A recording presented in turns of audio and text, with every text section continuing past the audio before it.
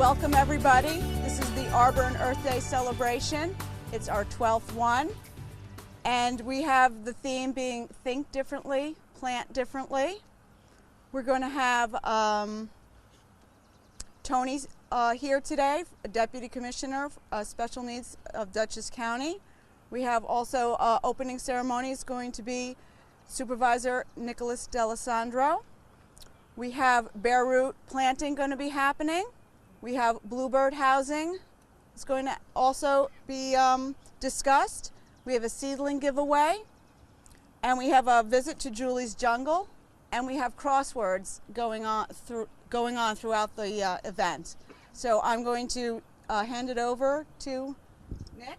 Okay. Before you do that, though, okay. let me introduce our gracious host here. This is Lori Brengelman.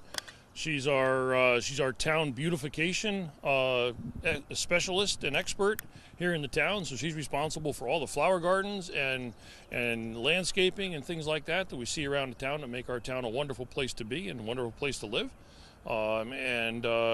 She is a major sponsor of this event today for Arbor Day and Earth Day. So we thank you, Lori, for all your efforts there. And thank you for all of you for coming. And so we'll invite Nick D'Alessandro up. Thanks, Brent. Thanks, everyone, for coming. What a great day. We got the sun out, finally. Spring's here, I guess. This is East Fishkill's 12th annual Arbor Day event. I read somewhere about Arbor Day that the first annual Arbor Day was in Nebraska, and they planted 1 million trees that day. We're not going to plant 1 million trees, but we are going to plant trees today. Countries all around the world celebrate Arbor Day, and that shows the importance of trees in our world. And that's also why we merged Earth Day with today.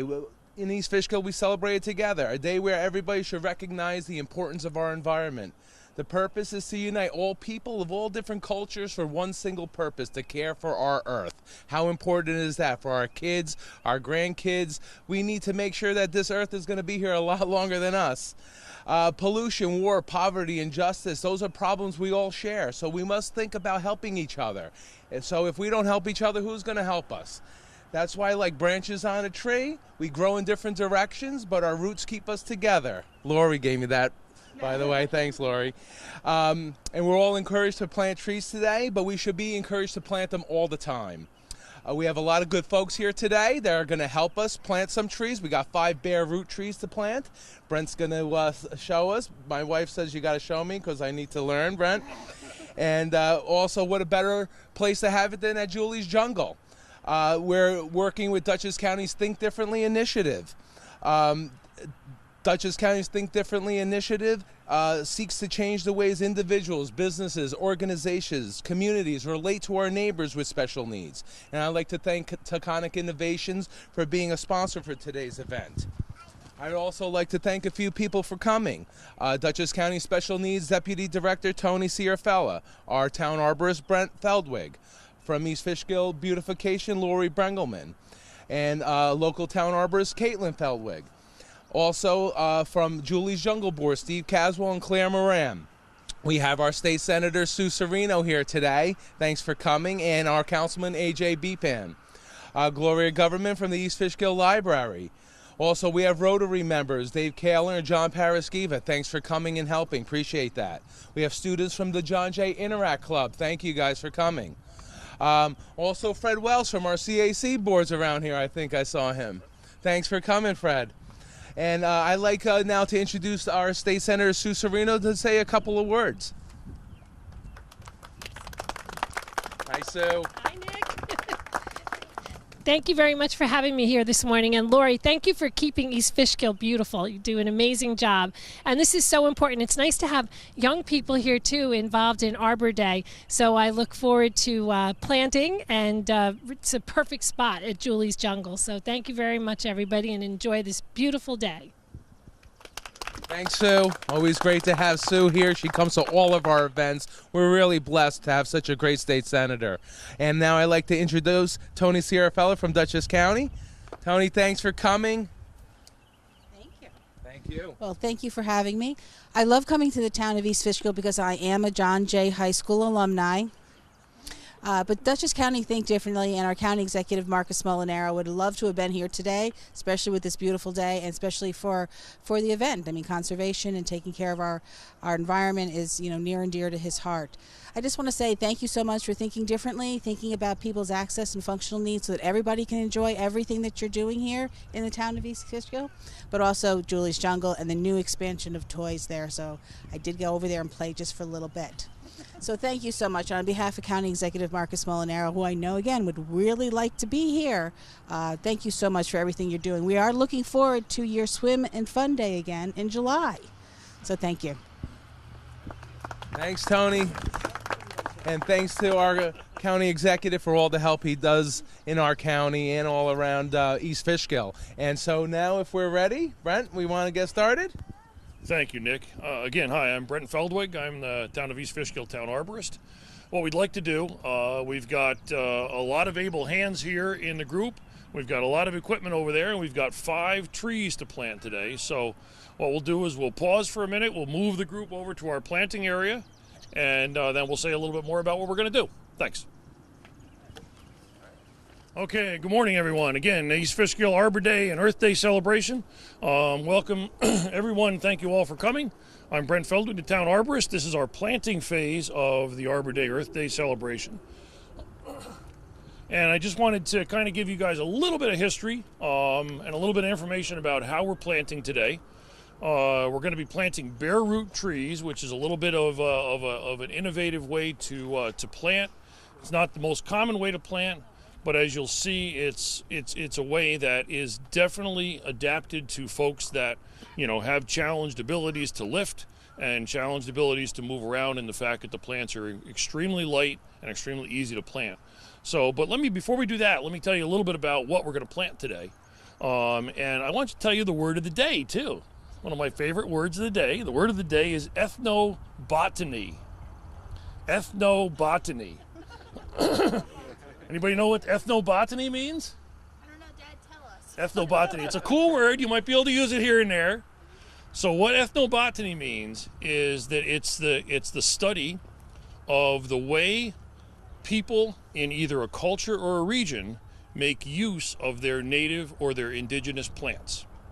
Okay, so a lot of plants are very connected to our lives. Trees are very connected to our lives. But if you think trees are connected to our lives, you should see by some of the examples we'll talk about today how trees were connected to the lives of Native Americans and some of our early settlers.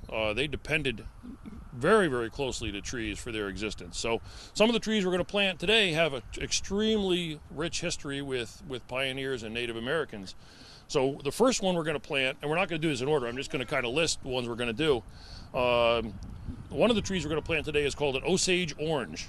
Okay, and that's in the mulberry family. It's kind of an unusual tree. It's native to East Texas and Southeast Oklahoma and Southwest Arkansas, but it does very well in many parts of the country. It's a small to medium-sized tree, and it's used mostly as a hedgerow. You guys know what a hedgerow is? It's a planting of trees like along a field that a farmer might have. And a lot of times hedgerows were used in the settlers' days to keep their livestock and to keep their cattle and sheep in the area they wanted to. A lot of times trees and thorny type trees and trees that grew real dense like an Osage orange does would be used because they were something that cattle wouldn't penetrate. And a lot of times those early settlers didn't have access to wire fencing or barbed wire or anything like that. They had to use what they had around them. So it was really ethnobotany at its best.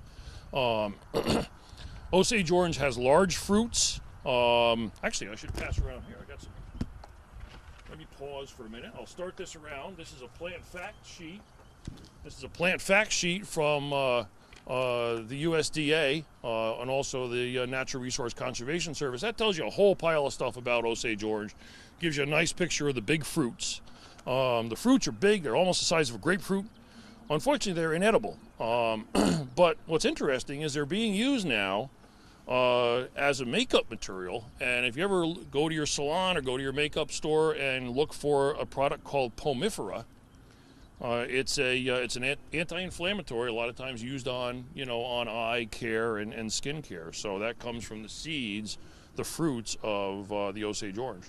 The wood's hard and durable. A lot of times the wood is used for bow making, for bow and arrows. That's what Osage orange is very famous for, is bow making, and that's where a lot of the common names come from it. So ornamental landscaping, this tree is used as a hedgerow or windbreak, as I mentioned before, and it will exist in the shade of other trees, and it's used as kind of a secondary shade tree. So that's Osage orange. We'll see that a little bit later when we start planting. The second plant we're going to do is a plant called a hop hornbeam. Okay, and they're in the birch family. They're a common understory tree that's found in a lot of forests around the Northeast. The wood is used for fence posts, for fuel and tool handles. The bark and the inner wood of hop hornbeam was used by Native Americans and by early settlers to treat toothaches, sore muscles, coughs, and many other ailments. And that was American Indian ethnobotany, how they used that tree.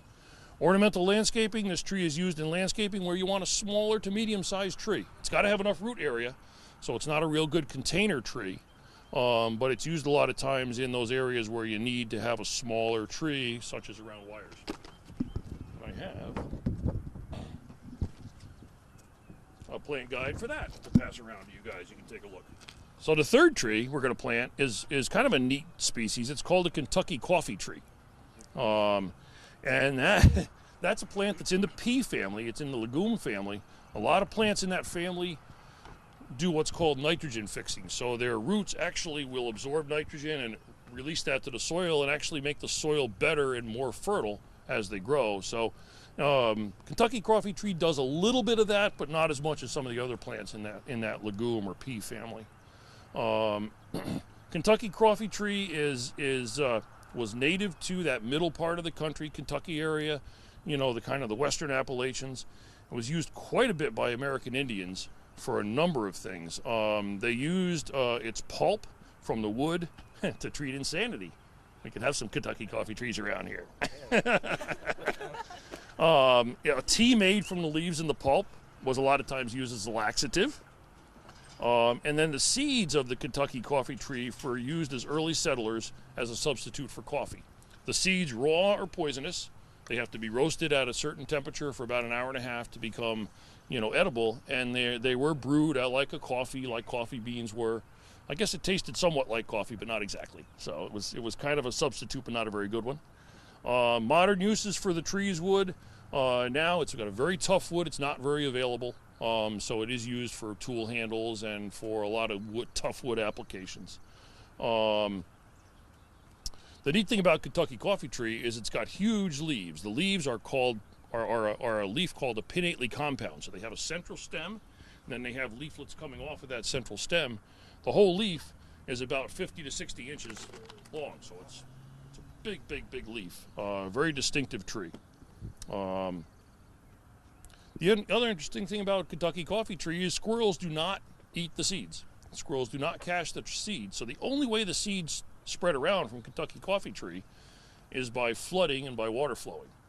So a lot of times you'll see Kentucky coffee trees in wetlands along streams, and they'll occur in more than one spot in that stream because of the fact that the seeds have fallen in the stream and then were taken down by the water during flood, or springtime seasons. I got another pass around and information on Kentucky coffee tree. You guys can see a little bit more about that. All right, so the last one is two varieties of the same species of tree are going to be red maples. Okay, those are very common in this area. They're also called swamp maples or soft maples. One variety we're going to plant is called an autumn blaze or autumn flame, and the other one is called a red point. They're different varieties mainly because of their different styles of growth. A lot of plant breeding has bred plants to have different forms when they grow. The first one down here we're going to plant is called a red point. That's got a pyramidal head. Okay, so it's a lot narrower. It's a lot better tree to use around wire situations where you don't have a lot of headroom, where you want a narrower tree. And then the one we're going to plant way down on the other end is going to be the other variety, which is going to be the autumn flame or autumn blaze, and that's got a rounder head. That would be a better, ornamental landscape type variety. Red maple is used as lumber trees. produce furniture, paneling, hobby uses. The species can be tapped for sugar, for sap to produce maple syrup and other maple sugar products, but it doesn't have as much sugar content in as the typical sugar maple that people are used to seeing. So that's basically the rundown on the trees we're going to plant. And what we wanted to do first is plant one, so all you guys can see how to do it. And then what we ought to do after that, we'll plant this first maple first here. And then what we'll do is we'll break up into groups. We have shovels, and we have more plants to plant on the way down, and we'll kind of coach you guys as you go. So we'll gather around this hole and do a planting demo. Okay, so we've got our first tree here. This is one of our red maple trees. This is called the Red Point. If you notice, this tree does not have a big, humongous ball of dirt at the base here where the roots are. It's got a plastic bag, which is kind of cool because this is an inch to an inch and a half tree. Normally, if this were what's called a balled and burlap tree, this would weigh 300 to 400 pounds. You think, John? Something like that? Yeah. Here we go. Okay. That's going to be an easy tree to plant. So the bag is on it to keep some moisture on the root system. Within the bag, we have some soil that's still on the root system, but we also have what's called a hydrogel. Okay, and these trees were dipped in a product called a hydrogel. It's the same kind of thing that's in baby diapers. It absorbs moisture and then releases it slowly. But the reason this root system was treated with that was that helps to keep the moisture against the roots and keep the roots wet in transport. These bare root trees are extremely perishable. You have to keep them out of the sun, and you have to keep plenty of moisture inside the bags till you get them in. And the time you can plant is very specific. You have to make sure that the tree stays dormant. If you notice, there's no leaves on these trees, and that means they're completely dormant, and that's exactly the way we want them to be to do this planting. So once they're in the ground and all set up, they're ready to go, with good soil around the roots and good soil contact. Lori, we're going to want that water truck over here now. Okay? Thanks. All right, so we're gonna undo the bag here real quick on this first maple. This is your first step. Kind of undo the bag. Take a look at the root system. You can see the hydrogel all on the root system here. All this gooey stuff all over here. The reason you want to undo the bag is you want to take a measurement. Right here where you see the root system start, on the base of the tree, this is the area called the root collar. This is where you want the soil level to be. Extremely important on any tree planting. But the other thing we're going to do here is we're going to do a measurement on this tree to see how deep we want the hole to be. And I'm measuring down to the bottom of the root system, from the bottom of the root system up to the root collar, and I'm getting 14 inches. All right, and that's how deep we want this hole to be. So now we're going to check our hole. Right now we have a hole that's about 18 inches deep. Okay, so we're going to want to put some soil back in this hole to bring this level up a little bit. So this is where you guys get to help out. So grab some shovels. I need another mic holder. Who wants to hold the mic for me? Come on, Caitlin, you hold the mic for me. So grab some shovels. We'll get some soil back in this hole. And you guys can kind of go over in this portion. We're going to plant down in this lower portion. So go on this side over here. Try not to get too many rocks in here. I'm going to grab a rake.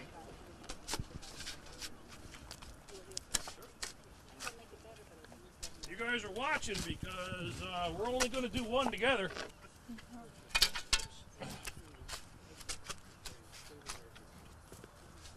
Okay, hang on a minute, guys. Let me check our depth.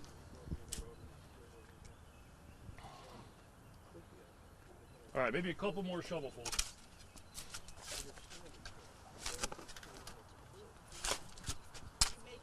Come on, Fred. Huh?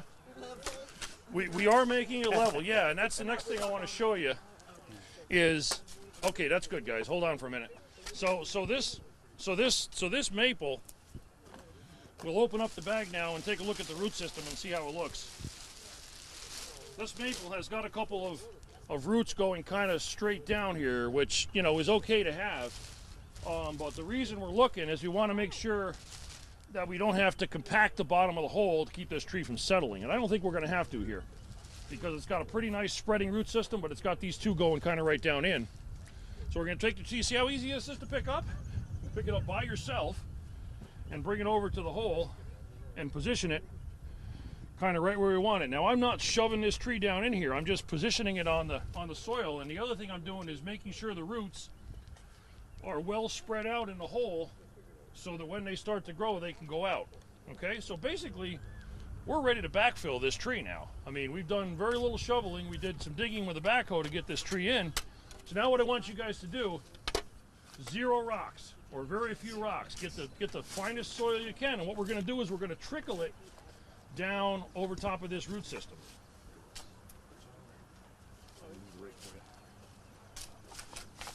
Come on, Nick. So even shake your shovel so it kind of trickles down over the root system. We got a bit of shoveling to do. I'm going to hold the tree kind of straight here.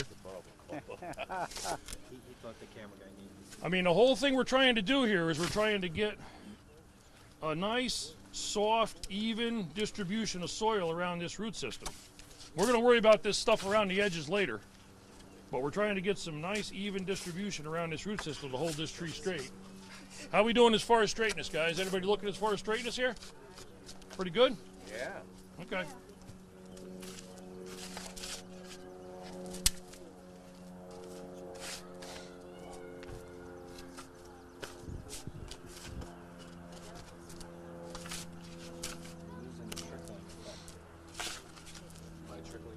You're trickling very, very well. Yeah, you guys are expert tricklers here. What I'm going to start to do, Lori, are we on with the water here? Water's on. I'm going to start to add a little water. What I'm doing here is I'm excluding air from around the root system. I'm settling this soil around the root system, and to some extent I'm going to wash it off, so you guys can start putting some soil around the outside of this hole. If you want to get rid of some of them big rocks, you can put them over on the side of the hole, but not close to the root system of this tree. So we can't put the rocks back in there? Yeah, but a ways away. I mean, way over in the corners, because we don't want to impede the root development of this tree by having rocks too close to it. Well, we have extra soil. But we also don't want to run out of soil. But we have extra soil. Okay. I can get the gator. Okay.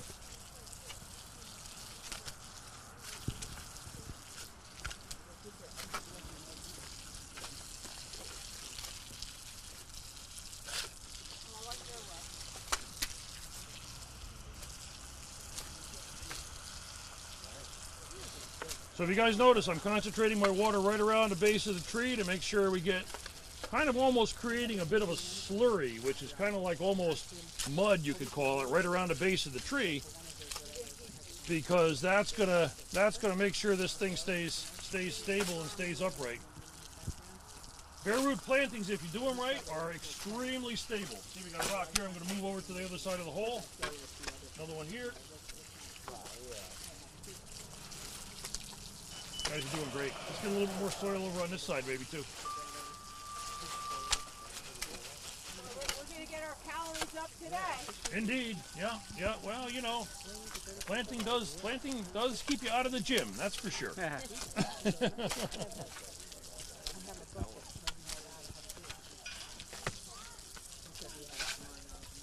So you guys look. I mean, we're about 2/3 of the way. We're about 2/3 of the way filled on this tree, and this tree is holding itself up right now. This is a specimen right here. Ah, there you go. Throw him in. Save that for Dylan. That's it. Throw him in.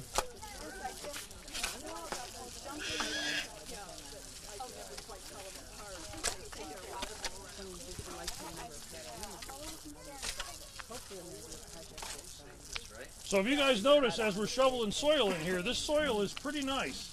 It's pretty loamy. Let me grab a handful of water before you go to. A good way to tell soil is to grab a handful of it and squeeze it. If it balls up like this, that means you do have some clay in there, but this doesn't ball real hard like concrete. So that also means there's a little bit of sand and a little bit of loam in there too. And you want to have a good mixture of all three of those soil components: sand, loam, and clay. You know, in a good soil that was appropriate for planting. Now, so you can see our soil, our grass level here, which is basically our soil level, is going to be just about to the right spot here, as far as our transplant. We've got some good soil. We've got a good soil bed down here. This tree's not a bit settling. It's very stable in the ground.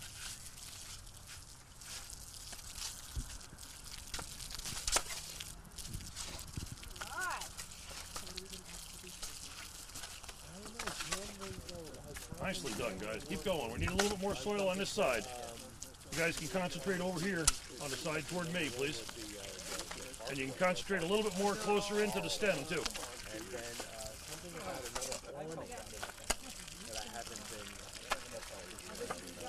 Yeah, we can put that giant rock in if it's in the way. Just put it over there on the side. Oh my God!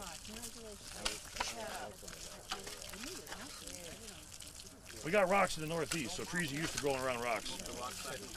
Yeah, way over on the side. Yeah, we can use those as fill for the hole. Beautiful. As long as you don't put the rock over top of the root system, or make a, that's fine. You can leave it there. You can leave it there. Yeah, we don't have to move that sucker. We don't have to move that one. So now you can get to the rest of that soil. You guys may want to use one of the rakes and rake some of that soil in so we can move it over to the hole.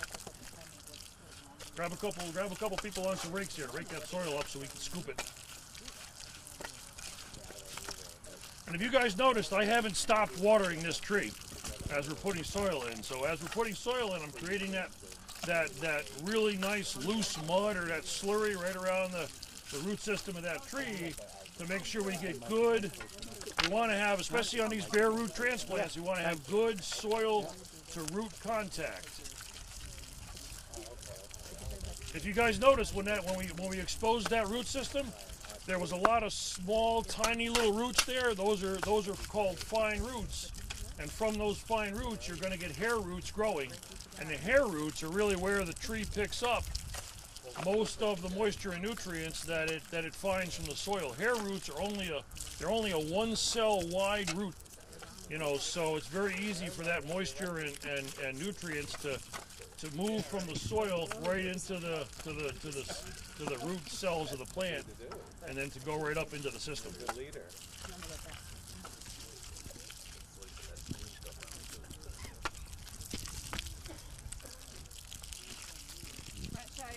Get some more soil? Well, I mean, we can probably use some of the turf here to fill in, if you want, Lori, around some of these areas where we're really low.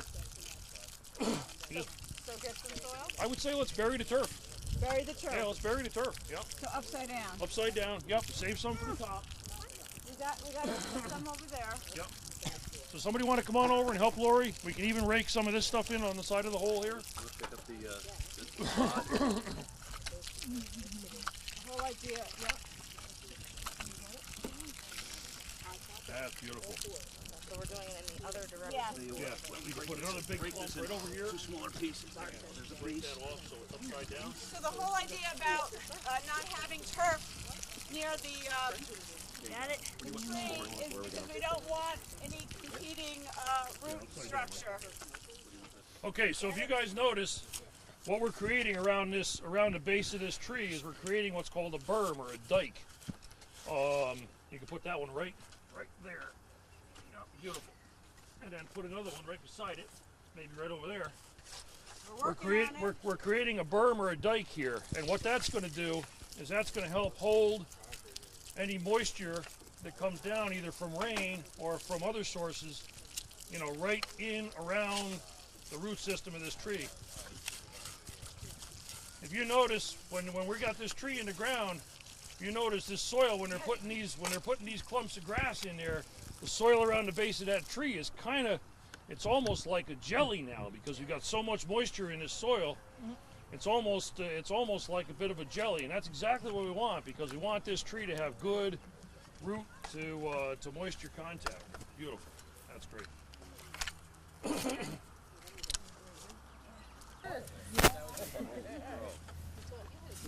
Not used to having any help. Wow, goes fast with a lot of hands. Brent, good job, Brent. So the final thing we're going to do here is we've got the tree planted. We got plenty of moisture on there. We got a nice loose bunch of soil around the base, so we're going to have good, root system, fine root to soil contact. And now what we're going to do is we're going to put some mulch on. What we're using today for mulch is we're using a product called Sweet Peat. Okay? And basically what this is basically a composted peat and leaf material mixture. So you guys can add some of that over top of the root system. Use your hands. It's fun to get hands in sweet peat. And come out to about here, but don't add too much right around the base of the tree, okay?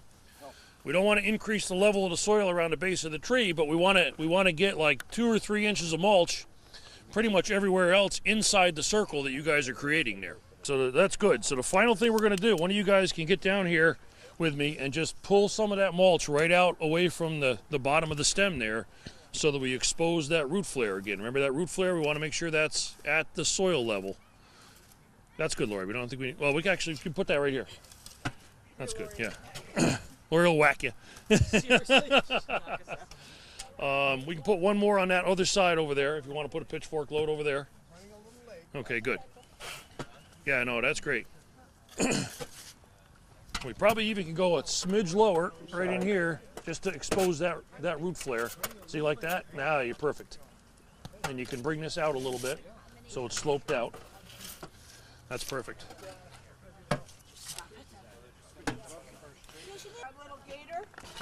Yep, what Lori's putting on now is called a tree gator or a watering bag.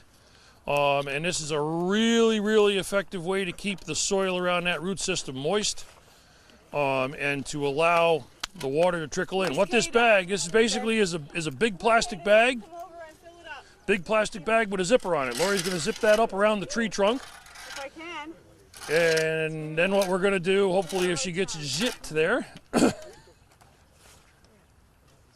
like that jacket you get on, you know. That's it. Okay, then she's got it zipped up. So what we're going to do is we're going to fill that with water.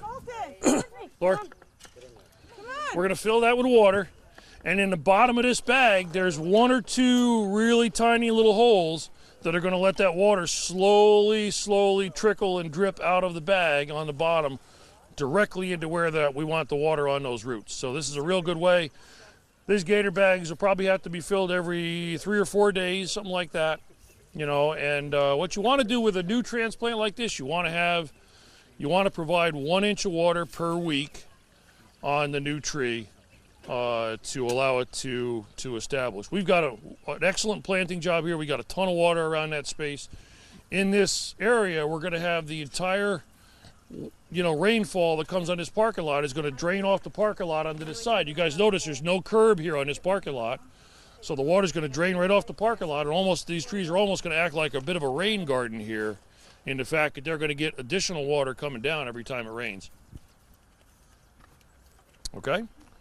So what I want you guys to do is break up into 4 teams, and we'll go down and plant the other 4. So we'll kind of be floating around through the group here as we're going, and give you guys some coaching and advice. I've got a stick rule here that we can use to measure, and then we'll plant the other trees. So come on down. Smile, you're on television. Okay. Good. Okay, guys. So what we're doing now, we're with the group that's planting the eastern hop hornbeam. The Latin name for that is Ostraya virginiana. They think some of the ethnobotany of hop hornbeam is it originally was a tree of the mid-Atlantic, so in the Virginia area. It is, again, an understory tree, so we don't expect this tree to get too much taller than maybe 25 to 30 feet, which should be very good in this location because we're planting, the next tree we're planting over there is the Kentucky coffee tree, which very easily could be a 60 or 70 foot tree. Okay, they're really a large specimen. So this should be a good spot to have an understory tree fairly close to that Kentucky coffee tree. And in this location here. So again, they've already measured the depth of the root system on this hop hornbeam. They're setting the planting hole up now. Guys are doing a nice job. We got Brendan down in there from Country Gardener doing a wonderful job, and 2 of our CAC members over here, Fred and Mike. So you guys are a planting team to be reckoned with.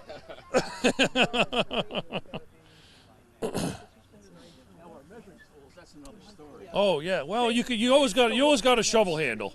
You got a shovel handle, so you know you can always go the basic way to measure. I think you're pretty good there by the looks of it.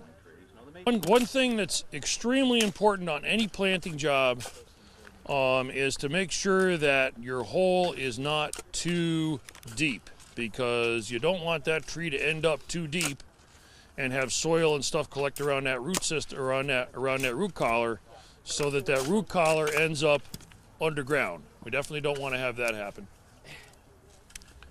You guys got to be getting close on that, I would think, as far as the depth goes.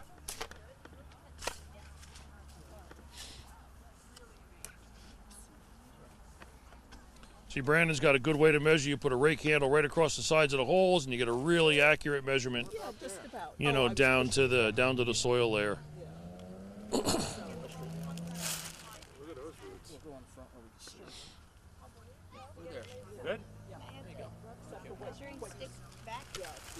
So your side will get a little more.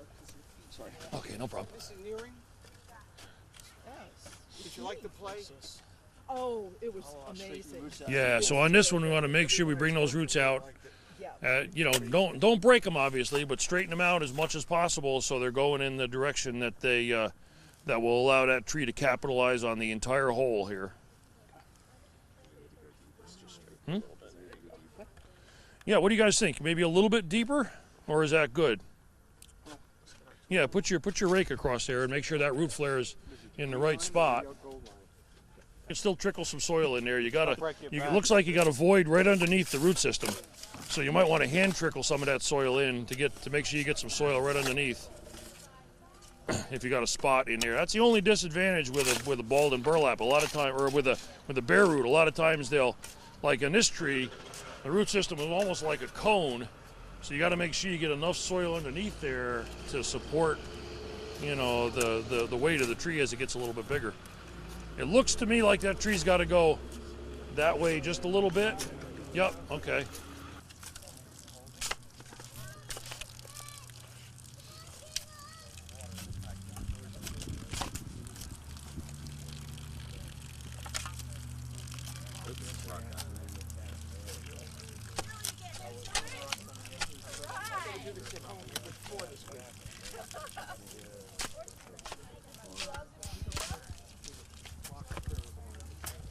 So that they don't set around for much more than you could probably keep a bare root tree for about the maximum of about 10 days in normal shaded conditions without refrigerating the tree, you know, to really slow down the process of coming out of dormancy. If you notice on this hop hornbeam, we're getting bud swell already, so this one's starting to come out of dormancy here, so it's a good thing we're getting this in now.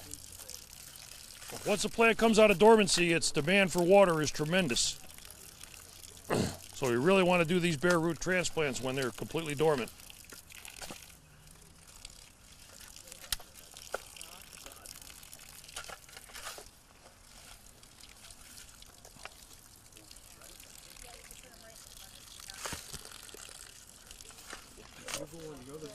Water girl. Sort of. I don't put nothing on Facebook. I don't tell anybody. All right, there you go. So, and I'm better off. That way nobody judges. This is my country. That's perfect. This is more of my country. Show up any minute then. But then you yeah, I just waited online. I had to do the whole so you weren't kidding. Tired of shoveling it. Roots up.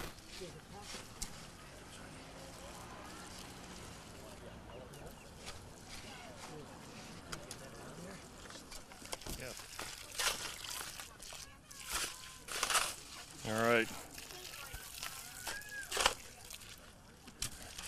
Yeah, so these all look really good. Let's go down and check and see how they finished up on the hop hornbeam down there. Here, your mulch ring way out to here, because, you know, the mulch really is the best, you know, the best vehicle for conserving moisture in that soil around the root system. There you go. Yeah, just dump it right out. Maybe dump half of it over here too. Oh, Lord. Okay, good. Now bring the other half on this side.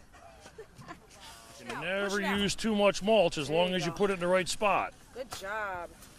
And you see, you can still see that root flare. Oh, guys, you guys have wonderfully gummy soil around, gummy muddy soil around the base there. That's beautiful. These trees will be happy as can be. Okay, he's off.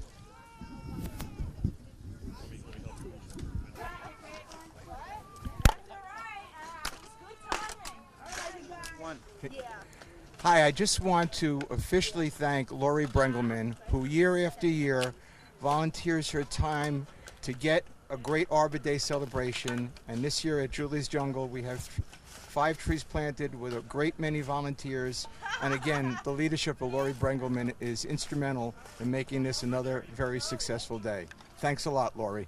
Yeah. And here's Lori. Lori, how's it going today, and why do you do this every year? It's going really well, thank you. We got all 5 trees in, ahead of schedule, I may add. And I do this to show the public how they can give back to the community, so they can be here at the event, and they can shade areas, they can add to the ecology of the area, and just to teach people and just to have fun and enjoy themselves. So beautification is beautification. Pretty much, yes. Thanks a lot for all you do. It look nice. You're very welcome. Hi, I'm here with Mike O'Brien and Steve Caswell, who are not only involved in the town, but also in East Fishkill Rotary, who sent some volunteers here. Guys, what do you think about today's activities? I think it's wonderful. It's just a great turnout, and it's a wonderful activity. I'm glad to see you sweating. That means you really work. Absolutely. I came here to work. And Steve?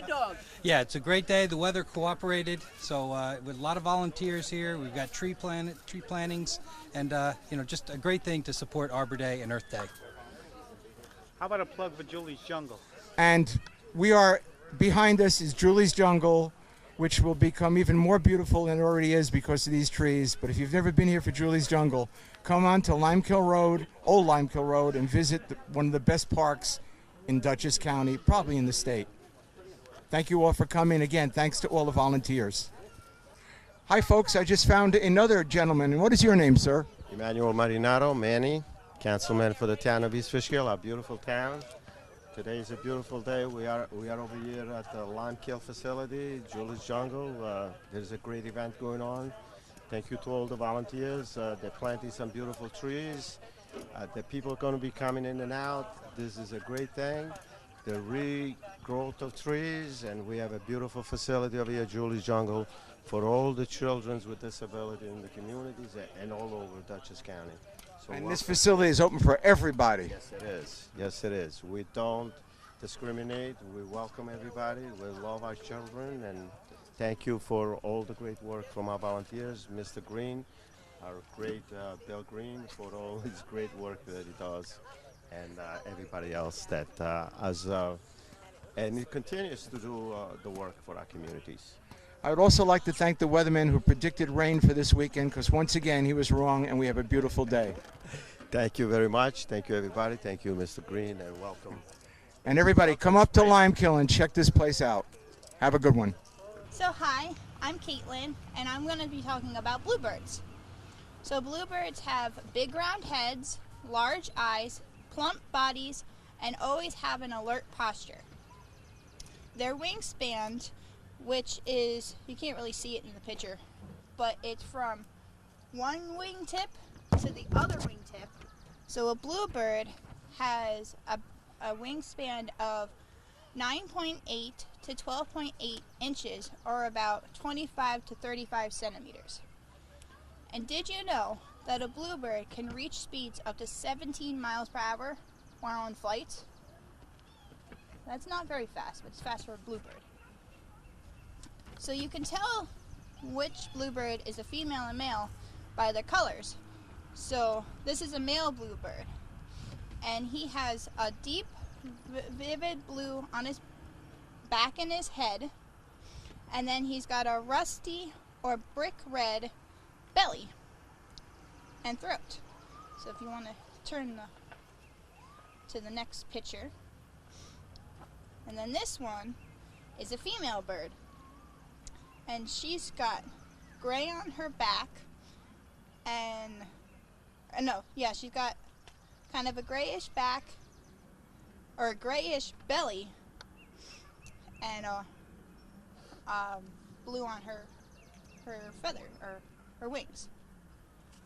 So the female can lay blue eggs, but sometimes she can lay a white egg. And they can lay up to about 1 to 5 eggs, and a young bird will stay in their nest for about 17 to 18 days. So bluebirds feed by perching on wires, posts, and low branches, scanning the ground for food. When they find something they like, they drop to the ground to get the thing that it is, and they eat grubs, ants, beetles, spiders, but berries are their favorite. So in the wintertime, you can help feed a bluebird in some ways. One way is you can get mealworms from your local pet food store and sprinkle it on the ground, like either on where their houses are or on the ground where you want them to be. And a mealworm, you want to turn one more page over, is not actually a worm. It is a larva of a small black beetle. So that's what it looks like. Did you see it? Not a worm. Okay. And the second thing that you could do to help a bluebird in the wintertime is you can make a peanut butter suet. Suet. And I have a recipe for everyone that they can make their own little suet, and they can hang them up on trees or posts or whatever or they can hang it up on their bluebird houses.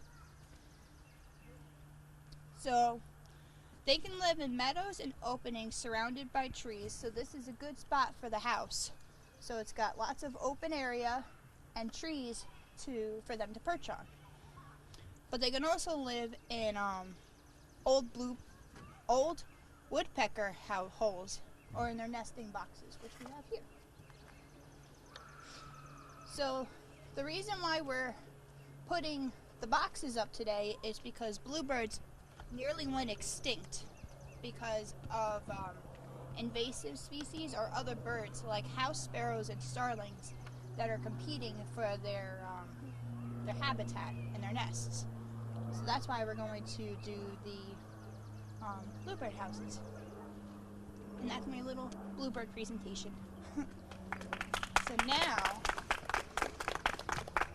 here, you want to put the pictures down? Can I ask a question? Sure. Is it a good time to put up the bluebirds now? When do they come into the area? They usually come into the area early spring. Whenever spring finally decides to show up, is when they show up. And what is the reason for that piece of wood on the front of the house?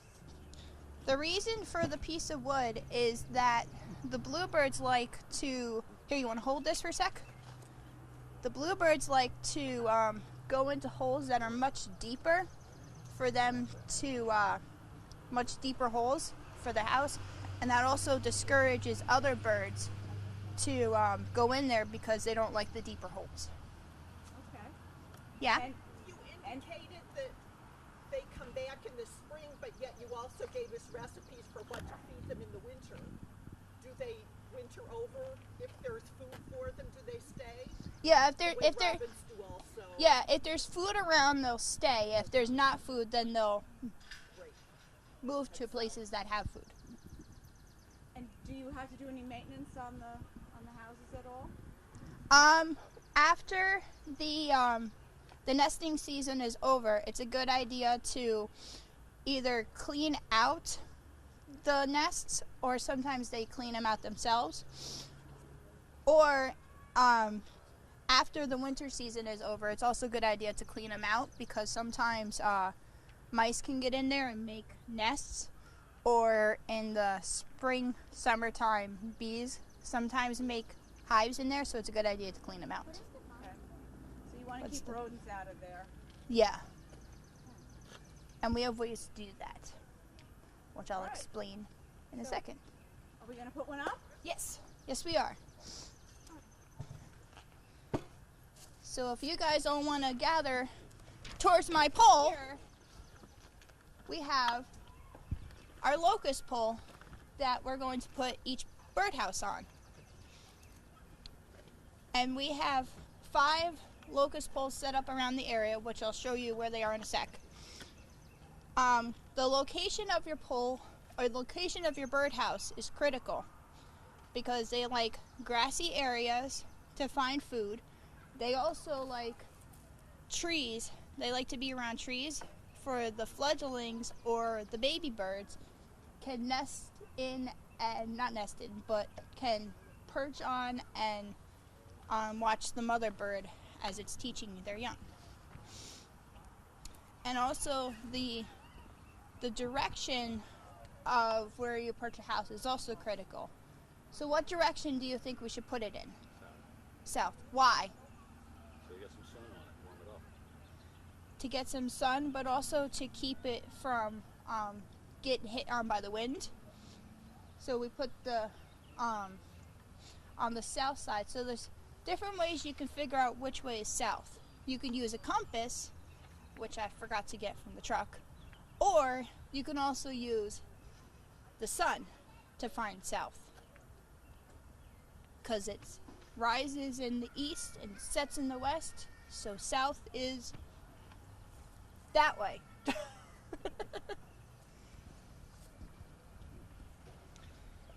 And as you'll find out when we start breaking up into groups and putting the birdhouses on, that the poles are really far away. Like there's one all the way on the other side of the hill. There's one all the way over there by the corner. There's one over on the other side of the little, I don't even know what it's called, utility thing. And then there's one all the way on the other side of the gate where you guys entered. And the reason why they're so spread out like that is because it suggests that you put them 100 yards from each other, because bluebirds get very territorial of their houses. So we don't want them fighting over them.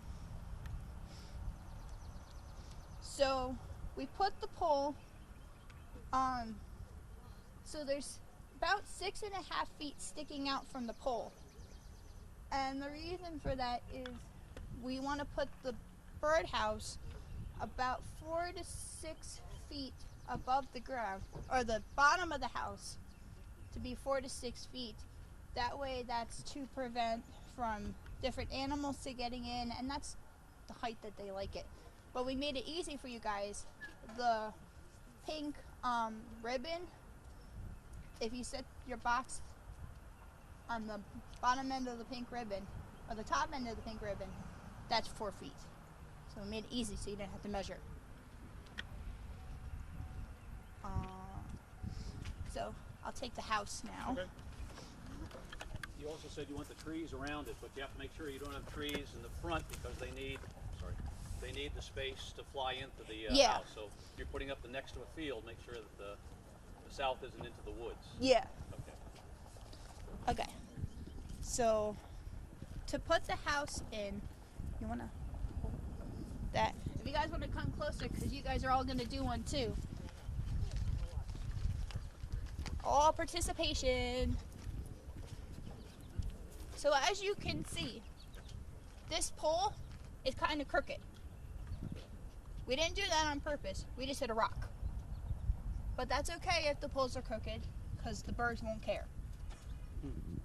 So what you're going to do is, if it's crooked, you're going to just stick the house straight, but just make sure that your holes are just lined up with the pole.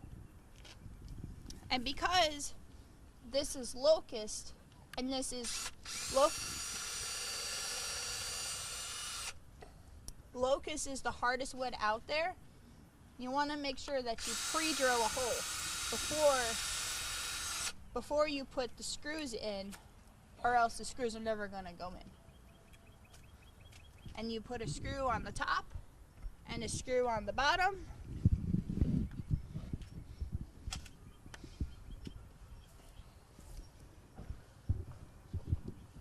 And there'll be people, we'll split you off into groups so everyone has a drill and screws. I'll give everyone screws.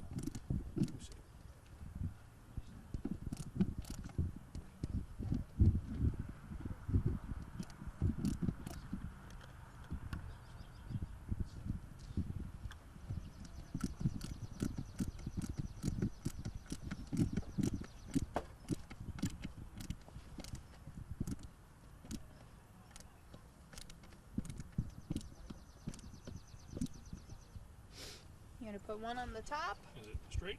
Yep. And then one on the bottom. And then you have a bluebird house. So while he's talking, there are some ways that you can do to prevent other critters from getting on top, like squirrels. Squirrels like to be nosy squirrels. So you can use one of these things to put underneath the birdhouse so they can't climb because it's slippery, or you can just have your pole be nice and smooth, and you guys can feel it, or when you get to your pole you can feel it, and it's nice and smooth and they can't grip on it. Okay, so we will who has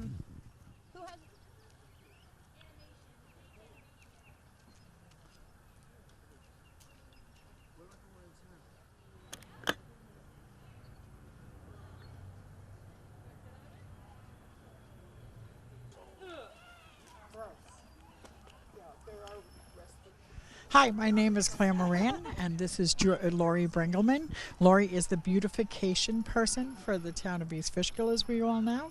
I am the vice president for Julie's Jungle, and we are standing in front of Julie's Jungle. Just want to tell you a little more about it, or give you an update about it. Julie's Jungle is phase 1 and phase 2 are done. The playground is done. We have to put up some benches still, and we've just picked them out, and we're going to be ordering them soon. And we have to put up some shade structures for the warm weather so that people can play and have a great time and not worry about it being too hot. The shade structures will be spread out sporadically to cover some of the main equipment in the playground. Next thing and final thing that we have to work on for Julie's Jungle is our sensory garden.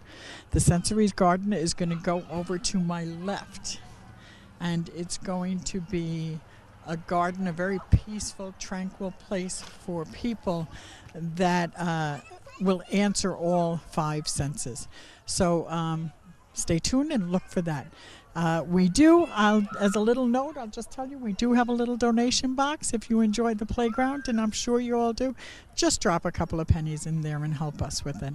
So we appreciate it, and we hope you like it. Go onto our Facebook page and tell us what you think about it, and if you think that there's anything that we haven't thought of, let us know. Thank you so much.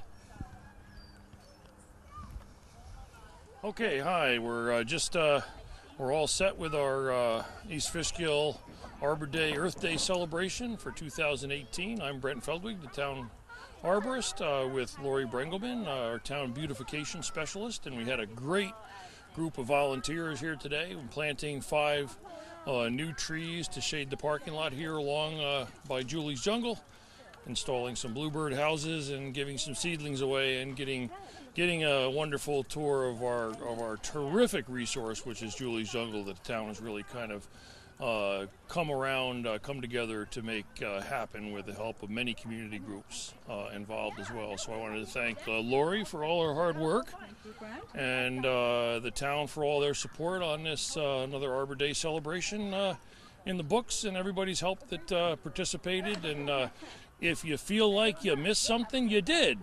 Come next year. We'll be here at the end of April. Watch for the location. We usually will run it the last Saturday of April each spring. Want to say anything, Lori? Well, I think that pretty much wraps it up. We got our bluebird houses in. We got all the trees in. We got, that's it. Yeah, we did good work. Thank you.